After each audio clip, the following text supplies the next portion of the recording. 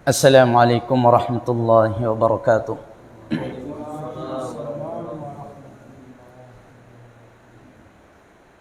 Alhamdulillahi rabbil alamin.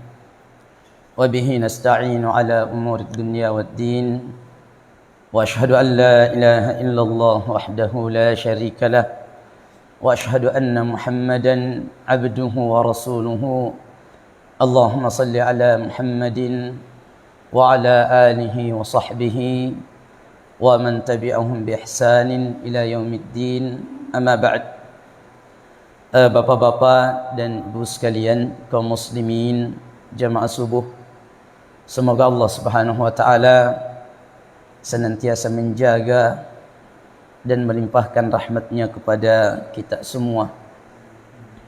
Alhamdulillah, pada subuh hari ini meskipun dalam suasana hujan, tapi semua keadaan itu tetap mengharuskan kita untuk selalu bersyukur dan memuji Allah Subhanahu wa taala, di mana alhamdulillah kembali dengan taufik dan inayah Allah Subhanahu wa taala kepada kita hingga subuh hari ini kita kembali bisa sama-sama melangkahkan kaki kita di rumah Allah Subhanahu wa taala ini untuk memenuhi panggilan Allah Subhanahu wa taala, melaksanakan kewajiban kita sebagai seorang muslim, yaitu salat subuh secara berjamaah. Dan kemudian insyaallah seperti biasanya kembali kita akan sama-sama saling mengingatkan di dalam kebaikan lewat majlis taklim kita yang kita adakan pada setiap Senin subuh dengan kajian khusus yang berkaitan dengan akidah dan tauhid kita kepada Allah Subhanahu wa taala. Para jamaah sekalian yang dirahmati oleh Allah Subhanahu wa taala, beberapa pertemuan kita yang lalu alhamdulillah kita telah menjelaskan tentang keutamaan orang-orang yang memurnikan tauhidnya kepada Allah Subhanahu wa taala. Beberapa dalil alhamdulillah telah kita sampaikan, dan kita menyebutkan di antaranya bahwa orang yang memurnikan tauhidnya kepada Allah itu adalah mereka yang paling berbahagia kelak nanti pada hari kiamat dengan syafaat Nabi sallallahu alaihi wasallam. Syafaat adalah pertolongan. Maka siapa yang mengharapkan dari kita pertolongan atau syafaat dari Nabi sallallahu alaihi wasallam pada hari kiamat itu, maka di dunia ini harus kita berusaha untuk memurnikan penghambaan kita, ibadah kita, tauhid kita kepada Allah Subhanahu wa taala. Kemudian juga telah kita sebutkan keutamaannya bahwa orang yang bertauhid dengan benar kepada Allah Subhanahu wa taala, maka mereka akan mendapatkan keamanan dari Allah Subhanahu wa taala. Dan keamanan yang terbesar adalah Allah amankan kita dari api neraka Allah Subhanahu wa taala, seperti yang telah kita sebutkan dalilnya di juz 7 surah Al-An'am. Kemudian juga pekan lalu kita telah menyebutkan hadis tentang Nabi Musa alaihi salatu wassalam yang meminta baca-baca khusus kepada Allah Subhanahu wa taala. Dan ternyata para jamaah sekalian, yang Allah Subhanahu wa taala ajarkan kepada Musa alaihi salatu wassalam juga adalah tauhid, kalimat la ilaha illallah. Nah, kalimat la ilaha illallah kelak nanti kalau dia ditimbang di daun timbangan pada hari kiamat nanti, maka dia lebih berat daripada langit dan bumi beserta para penghuninya jika ditimbang kelak pada hari kiamat di daun timbangan itu. Dan para jamaah sekalian, kita tidak tahu bagaimana besarnya daun timbangan Allah Subhanahu wa taala pada hari kiamat nanti kelak. Nah, inilah diantara keutamaan-keutamaan tentang orang-orang yang memurnikan tauhidnya kepada Allah Subhanahu wa taala. Nah, subuh hari ini para jamaah sekalian, yang akan kita sampaikan insyaallah adalah lawan daripada tauhid ini. Dan kita semua telah mengetahui lawan daripada tauhid dan bahayanya di dalam kehidupan kita baik di dunia ataupun di akhirat, yaitu adalah asyirku billah, adalah perbuatan syirik kepada Allah Subhanahu wa taala.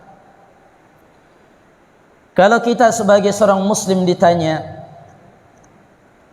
amalan apa yang paling afdal, ibadah apa yang paling afdal di sisi Allah Subhanahu wa taala, maka jawabannya tanpa kita ragukan adalah tauhid kepada Allah Subhanahu wa taala, mentauhidkan Allah. Itulah amalan yang paling afdal. Lalu jika kita ditanya yang kedua, dosa yang paling Allah murkai dan benci dari semua dosa yang ada yang dilakukan oleh manusia, maka jawabannya adalah syirik kepada Allah Subhanahu wa taala. Itu dosa terbesar, tidak ada lagi di atasnya. Adalah ketika seorang hamba mapat dua lauriyallah ta'ala, menyekutukan Allah subhanahu wa ta'ala. Itu a'zamul munkarat, adalah kemungkaran yang terbesar. Dan syirik ini para jamaah sekalian,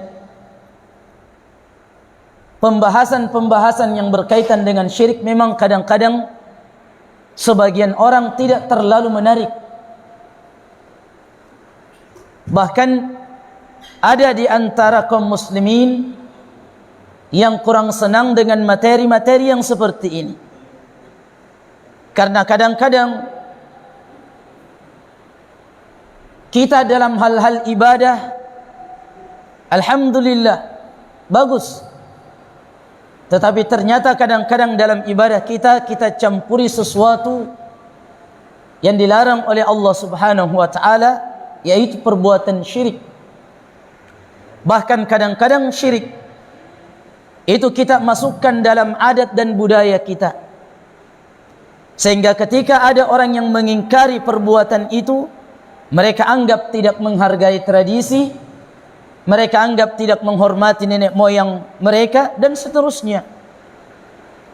Dan itulah yang terjadi pada para nabi dan rasul Allah Subhanahu wa taala. Ketika para nabi dan rasul Allah ingin meluruskan masyarakatnya, ingin meluruskan umatnya, mereka menyuruh untuk meninggalkan tradisi-tradisi nenek moyang mereka. Mereka menentang, dan Allah Subhanahu wa taala abadikan ucapan-ucapan mereka itu di dalam Al-Qur'an. Sebagaimana Ibrahim alaihi salatu wassalam ketika mengingkari kaumnya yang menyembah patung, kaumnya mengatakan apa para jamaah sekalian? Inna wajadna aba'ana ala ummah. Sesungguhnya kami mendapati nenek moyang kami melakukan tradisi ini. Ya. Akhirnya kemudian kemarahan mereka sampai kepada puncaknya, lalu mereka kemudian membakar Ibrahim alaihi salatu wassalam. Mereka membakar Ibrahim alaihi salatu wassalam, padahal mereka diajak untuk memurnikan penghambaannya kepada Allah subhanahu wa ta'ala. Nah, oleh sebab itu para jamaah sekalian, kita sebagai seorang muslim ini harus mengetahui bahaya dari perbuatan syirik ini. Agar apa? Agar dengan mengetahui bahaya itu kita bisa menjauhinya dan minta kepada Allah pertolongan untuk kita menjauhi dari bahaya-bahaya perbuatan syirik itu. Sebagaimana juga ketika ada kebaikan yang kita ketahui, maka kita minta kepada Allah agar kita melakukan kebaikan itu. Jangan kita balik. Makutana tahu tentang kebaikan, lalu kemudian diseni, lalu kemudian kita tidak amalkan. Dan bertanya tentang keburukan, lalu kemudian kita tahu, lalu justru kita tidak tinggalkan keburukan tersebut. Nah, beda dengan para sahabat Nabi Muhammad sallallahu alaihi wasallam. Mereka bertanya kepada Nabi sallallahu alaihi wasallam tentang kebaikan karena mereka ingin melaksanakan kebaikan itu. Kalau ini kadang-kadang mau dijadikan sebagai tambahan wawasan ji. Ini tidak tepat para jamaah sekalian. Dan para sahabat ketika bertanya kepada Rasulullah sallallahu alaihi wasallam tentang keburukan, karena mereka siap untuk menjauhi keburukan itu. Jadi mengenal kebaikan untuk mereka amalkan, dan mereka mengenal keburukan untuk mereka jauhi, bukan sebaliknya. Nah, pada subuh hari ini para jamaah sekalian, ada 3 bahaya besar yang mengancam mereka yang melakukan perbuatan syirik kepada Allah subhanahu wa ta'ala. Dan mudah-mudahan Allah menjaga akidah dan agama kita dari hal-hal yang akan kita sebutkan ini. Yang pertama para jamaah sekalian, di antara bahaya syirik bagi para pelakunya itu, bahwa semua ibadah-ibadah, amalan saleh, kebaikan yang dia lakukan akan dihapus dan tidak diterima oleh Allah subhanahu wa ta'ala. Coba kita bayangkan bahayanya ini. Kita kadang-kadang para jamaah sekalian, ketika disuruh bekerja di sebuah tempat, lalu kemudian kita dijanjikan upah, gaji. Setiap bulannya kita akan berikan engkau gaji 5 juta misalkan. Lalu di saat kita bekerja, ada sesuatu yang kita lakukan yang membuat atasan kita tidak senang dengan kita. Micai kididi. Sehingga ketika kita sampai waktunya untuk menerima gaji itu, lalu atasan kita tidak memberikan gaji kita, bagaimana perasaan tak para jamaah sekalian? Kita akan kecewa itu. Kita akan kecewa ketika sudah mengharap gaji kita dari atasan kita setelah kita bekerja 1 bulan penuh, lalu kemudian ternyata atasan kita tidak memberikan itu. Perasaan kita sangat kecewa itu. Maka coba kita bayangkan dengan orang-orang yang rajin beribadah kepada Allah di dunia ini. Mas sempajan nih, umrah setiap tahun, berpuasa Senin Kamis, dan seterusnya. Lalu dia melakukan perbuatan yang Allah sangat benci, yaitu syirik. Lalu pada hari kiamat kelak nanti, dia mengharapkan kepada Allah untuk semua ibadah-ibadah yang dia lakukan itu, ingin mendapatkan balasan dan ganjaran dari Allah. Lalu Allah subhanahu wa ta'ala dekna tarimai. Allah subhanahu wa ta'ala tidak membalas ibadah-ibadah yang mereka lakukan di dunia ini. Disebabkan karena apa para jamaah sekalian? Disebabkan karena engkau dosa syirik yang dia lakukan waktu hidup di dunia, yang membuat semua amalan-amalan dan kebaikan yang dia lakukan itu ditolak dan tidak diterima oleh Allah subhanahu wa ta'ala. Ada nanti orang-orang yang seperti itu. Allah subhanahu wa ta'ala di dalam surah Al-An'am di juz 7 ayat 88. Di dalam ayat itu para jamaah sekalian, sebelumnya Allah subhanahu wa ta'ala menyebutkan 18 nama Nabi dan Rasul Allah.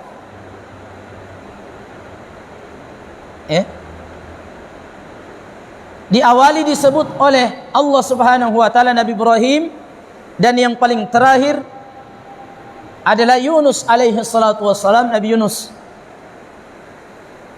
Nah, ketika Allah menyebutkan nama mereka ini, deretan para nabi dan rasul Allah, kemudian menyebutkan keutamaan dan kebaikan-kebaikan para nabi dan rasul Allah ini, agana fuada fang Allah subhanahu wa ta'ala, walau asyraku lahabita anhum ma kanu ya'malun. Seandainya mereka, para nabi dan rasul Allah yang 18 itu yang Allah sebutkan di dalam surah Al-An'am, seandainya mereka mapadua manang lauri Allah Ta'ala melakukan perbuatan syirik, kata Allah subhanahu wa ta'ala, lahabita anhum ma kanu ya'malun, maka semua amalan-amalannya saya akan hapus. Coba bayangkan ini para jamaah sekalian, para nabi saja dan rasul Allah diancam oleh Allah jika mereka melakukan perbuatan syirik akan dihapus amalannya, maka apalagi kita. Kita bukan seorang nabi, bukan seorang rasul, maka harusnya kita lebih khawatir dari ancaman Allah subhanahu wa ta'ala ini. Allah akan menghapus amalan-amalan kita manakala dicampuri perbuatan itu dengan perbuatan syirik.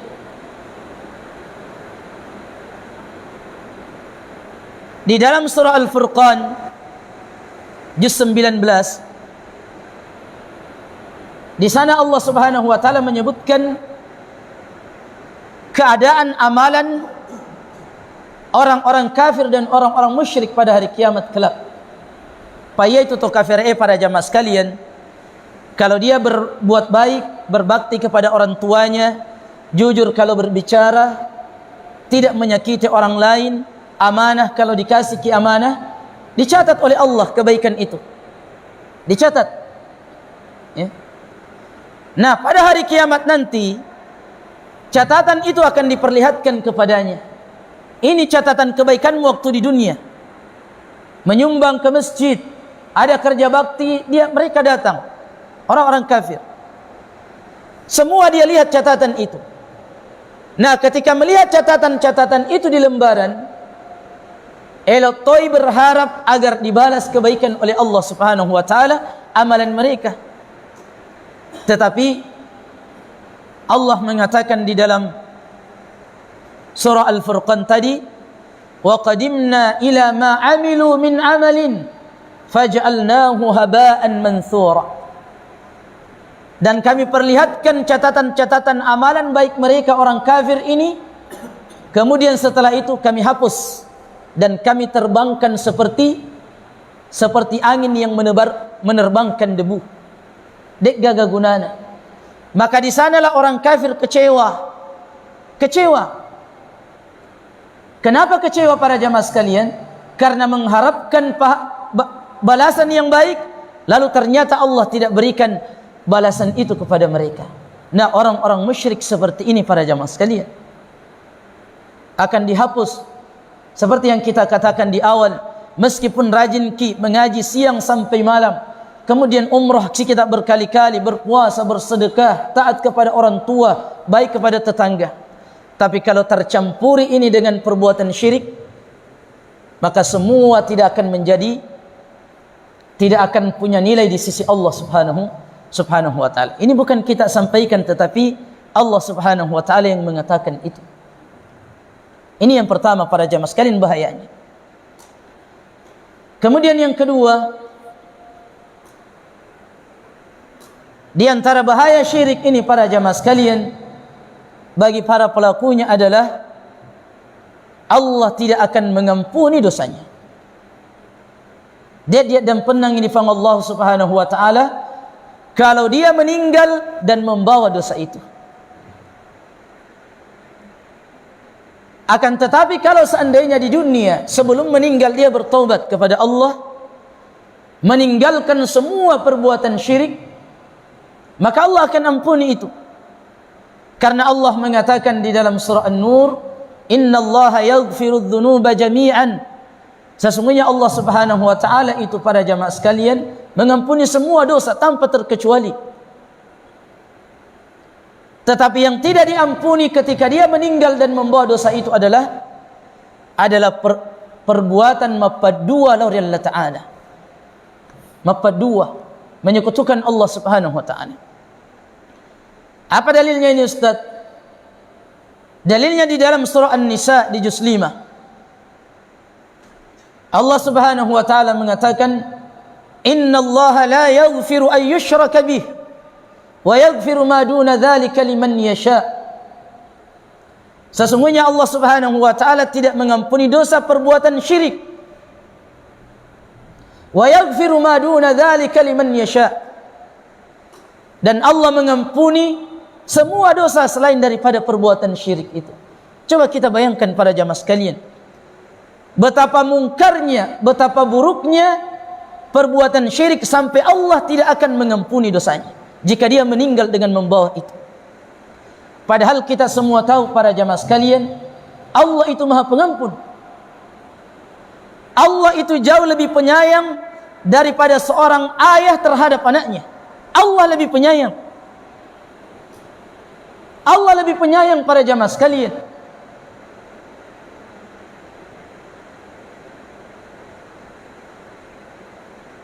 Nah, ada seorang bapa yang sangat sayang dengan anaknya, punya perhatian di ini, di itu, di ini dan sebagainya. Tetapi Allah Subhanahu wa taala jauh lebih penyayang. Makanya ada orang yang ditanya, ketika nanti pada hari kiamat, engkau memilih siapa? Kalau yang interogasi nanti pada hari kiamat, mana yang lebih engkau sukai? Apakah Allah yang interogasi kita atau orang tuamu? Maka apa jawaban orang itu para jamaah sekalian? Dia mengatakan, aku lebih memilih kalau dihisab dan diinterogasi oleh Allah daripada orang tuaku. Ketika ditanya kenapa, orang itu mengatakan, karena Allah jauh lebih penyayang daripada orang tuaku. Coba bayangkan, Allah Maha Pengampun para jamaah sekalian, Allah Maha Penyayang. Akan tetapi meskipun demikian, jika ada orang yang meninggal dan membawa dosa ini, Allah tidak akan pernah ampuni itu. Ini menunjukkan bahwa syirik adalah perbuatan yang sangat-sangat dibenci oleh Allah Subhanahu wa ta'ala. Ini yang kedua. Kemudian yang ketiga para jamaah sekalian,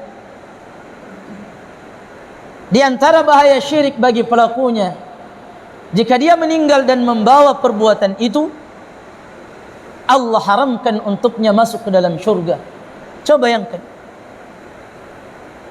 Jadi dihapus amalannya, tidak ada nilainya. Kemudian detopana dia dan penangi dosana lauri Allah Ta'ala. Dan kemudian yang ketiga, Allah haramkan untuknya syurga. Allah haramkan itu. Nah, Allah Subhanahu wa taala menyebutkan ini dalilnya para jamaah sekalian. Jadi namanya itu pembicaraan kita tentang akidah memang selalu harus ada dalilnya. Karena memang bapak-bapak dan ibu-ibu sekalian, agama kita ini adalah dalil, bukan dongeng. Ya. Dek nak cerita bawani tauwe. Beda kalau kita berbicara tentang urusan-urusan dunia. Ya.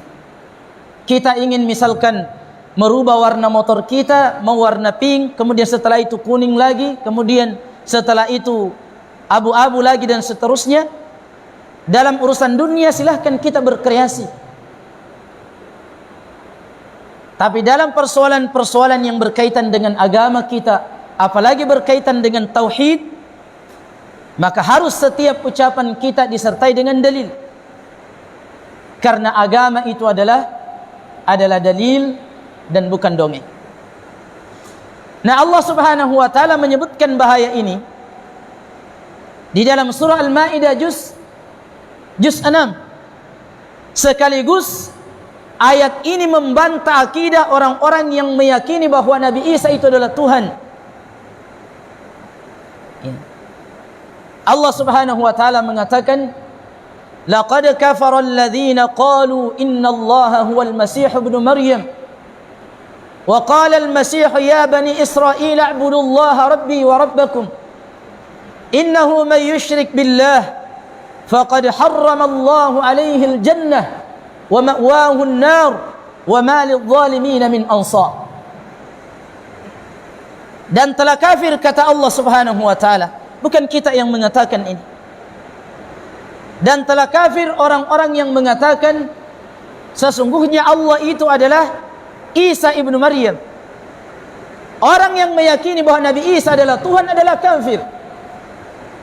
Allah yang mengatakan itu. Kenapa bisa kafir para jamaah sekalian? Karena Nabi Isa sendiri mengatakan, wa qala al-masih ya bani Israil a'budullaha rabbi wa rabbakum. Wahai bani Israel, kaumnya Nabi Isa, sembahlah Allah, esakan Allah, tauhidkan Allah, Tuhan kalian dan Tuhanku, Tuhannya seluruh manusia. Sembah Allah Subhanahu wa taala, jangan sembah diriku, jangan sembah Nabi Isa, apalagi menganggapnya Tuhan. Kemudian setelah itu, innahu man yusyrik billah faqad harrama Allahu alaihi al-jannah. Dan sungguh siapa yang menyekutukan dua lauri Allah Ta'ala, maka Allah haramkan untuknya syurga. I'adzan billah. Wa ma'wahu an-nar, dan tempatnya adalah neraka. Dan di dalam neraka pun mereka para jamaah sekalian, orang-orang musyrik itu, tania kada dua ngesoh telung ngesoh, tetapi khalidina fiha abada, kekal di dalamnya. Beda dengan dosa-dosa tak lainnya. Misalkan ada orang yang meninggal membawa dosa mencuri, kemudian ada yang minum khamr, bahkan ada yang membunuh, ada mungkin i'adzan billah dosa zina. Dia bawa dosa itu meninggal, maksudnya tidak sempat bertobat. Nah, kalau Allah menghendaki orang Islam yang bertauhid yang melakukan perbuatan ini, diadab di neraka, disucikan, dibisaiki sebagaimana pakaian-pakaian kotor kita itu. Kalau kotor kita akan cuci. Dan kita telah menyampaikan bahwa ia surga para jamaah sekalian adalah tempat yang safi, naqi, adalah yang bersih, jernih, suci, dan tidak mungkin akan dimasuki oleh orang-orang yang berdosa. Tidak mungkin. Maka agar kemudian kita suci dan masuk ke dalam syurga Allah, maka ada proses pencucian dosa-dosa kita. Nah, ketika Allah menghendaki mereka ini dicuci di dalam neraka, apakah mereka kekal? Tidak kekal. Tidak kekal. Kalau dia telah bersih, Allah akan mengangkatnya, dan kemudian mereka akan dimandikan di sungai surga. Ya, ada namanya Nahrul Jannah. Ada nanti orang-orang bertauhid yang melakukan dosa para jamaah sekalian, ketika diangkat dari neraka memanguk-maneng alalena, lalu kemudian dibawa ke sungai dan dimandi. Di sana dia mandi. Setelah mandi, maka seluruh jasadnya tadi itu kembali sempurna. Barulah kemudian diizinkan oleh Allah masuk ke dalam syurga. Itu pelaku dosa-dosa besar selain daripada syirik, itu masuk neraka pun tidak sampai kekal di dalamnya. Tetapi orang yang melakukan perbuatan syirik para jamaah sekalian, meninggal dan kemudian membawa perbuatan itu, Allah haramkan untuknya syurga selama-lamanya, sehingga mereka akan kekal di dalamnya selama-lamanya. Adzan billah. Nah, 3 ayat yang kita sampaikan ini para jamaah sekalian sebenarnya sudah sangat cukup untuk menjadikan hati kita takut terhadap perbuatan ini. Membuat kita takut. Karena kita tidak ingin dihapus amalan kita. Kita ingin Allah ampuni dosa kita. Dan kita selalu berharap kepada Allah masukkan kita ke dalam syurga. Makanya syirik sekali lagi itu para jamaah sekalian adalah kemungkaran yang terbesar. Allah menyebut orang-orang musyrik di dalam surah At-Taubah, innamal musyrikuna najasun. Sesungguhnya orang-orang musyrik itu najis. Kira-kira makutana kikapang, apa yang dimaksud najis, Ustaz? Apanya orang-orang musyrik najis? Apakah badannya atau apanya? Nah, ulama kita menyebutkan tafsiran itu bahwa Allah menyebutkan innamal musyrikuna najas, sesungguhnya orang-orang musyrik itu najis, maksudnya adalah akidahnya najis. Kenapa para jamaah sekalian? Karena orang musyrik di samping beribadah kepada Allah, dia juga beribadah kepada selain Allah Subhanahu wa taala. Nah, perbuatan itu Allah sebutkan bahwa perbuatan najis. Ya. Cuma katoro saya di kelompok salah tempatkan ini ayat para jamaah sekalian. Selain kelompoknya dianggap musyrik. Makanya biasa itu engka masiji, kalau kita masuk di dalamnya, kalau keluar ki, nah bersihkan itu. Nah bersihkan. Dia bersihkan itu. Kalau mereka menjemur pakaian misalkan, kemudian kita pegang ki satu itu jemurannya, dia akan ambil semua jemurannya, dia akan cuci. Kenapa? Karena dianggap bahwa orang yang tidak bergabung di kelompoknya itu adalah semuanya najis. Ada kelompok seperti ini dan kami tidak suka untuk menyebutkan nama kelompok itu, tetapi ada. Nah, kenapa bisa ada pahamnya seperti ini? Itu tadi karena salah di dalam memahami ini ayat, bahwa sesungguhnya orang-orang musyrik itu adalah najis.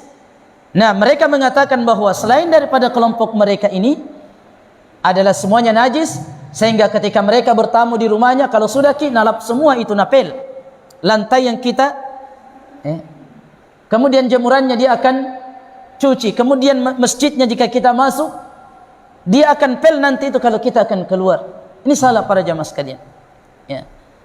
Nah, Allah menyebutkan bahwa perbuatan syirik itu adalah najis. Oleh sebab itu para jamaah sekalian, bahaya-bahaya syirik inilah yang menjadikan kita harus takut kepada Allah Subhanahu wa taala, berdoa minta perlindungan dari Allah Subhanahu wa taala dari perbuatan syirik. Karena kita sekarang ini, sekali lagi para jamaah sekalian, banyak perbuatan-perbuatan syirik yang sudah menjadi tontonan.